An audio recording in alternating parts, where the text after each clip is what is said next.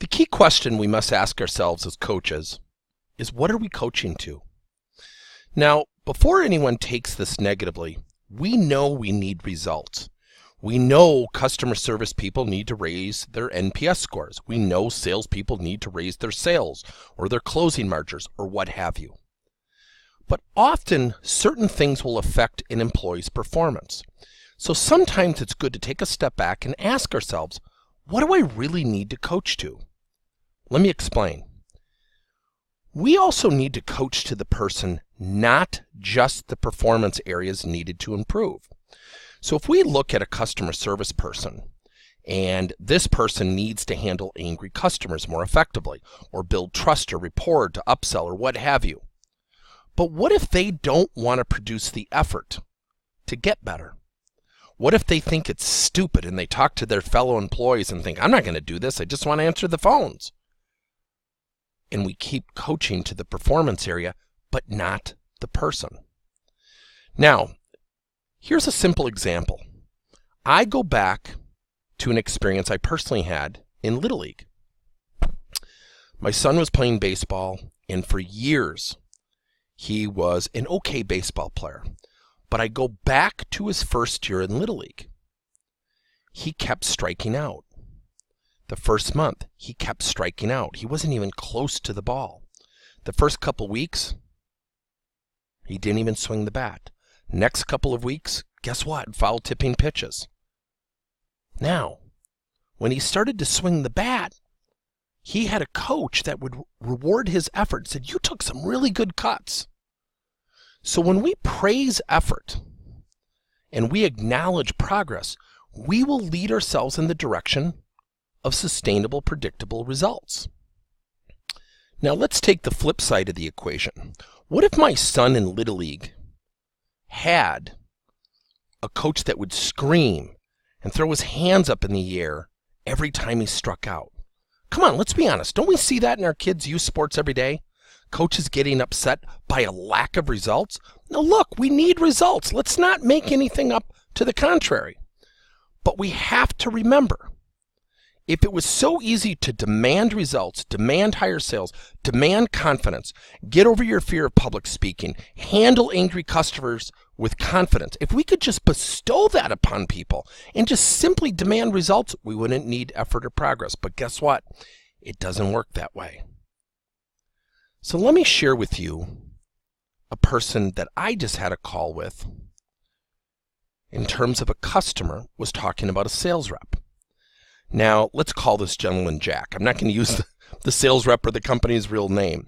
And I said, well, describe for me this person's strengths. He said he's great at follow-up. He's great at relationships. Matter of fact, he's really great at relationships. That's why I have it written here twice. I said, what do you mean? He said, oh, his customers love him. And I said, what else? And he said, he's great at proposal generation. He's very detailed. I said, where do you feel like he has an opportunity to improve? The conversation took a turn. He said he needs to improve product knowledge. He has to handle price objections and objections overall much more effectively. And I said, why do you think that is? And he said, well, he lowers price all the time as a way of helping clients. And I said, well, have you had a conversation? He said, yeah, I have. And his response is, I have to protect my customers. It's all about the relationship. So this person has made a choice to do what? Not produce effort in becoming more effective at selling specifically to competitor and price objections. But the sales manager that I was talking to kept focusing on the lack of skills, the lack of ability to negotiate, the lack of objection handling. And I said, well, let's take a step back. Let's write down on a piece of paper, on the left side of the piece of paper, the person. Just write the word person and underline it. The right side of the page, I want you to write down sales performance. And I want you to write down 3 things that need to happen for him as a person to ultimately pursue being better from a performance perspective. So he writes down his 3 things, and he writes down his 3 things on the performance side. And you can guess where this is going. Once he wrote down the personal things or the person-driven things, he wrote down open-minded, open to feedback, open to change. The right side, what did he write? Increased product knowledge, objection handling, and the ability to negotiate and handle price more effectively. And I said, now look at that piece of paper. He said, yeah. I said, would you agree the right side cannot occur until the left side is addressed in this particular situation? If he's adverse to change, if he's not open to feedback, and if he's not open-minded, will he be a willing participant in learning how to handle objections better? Or price? Or increase his product knowledge?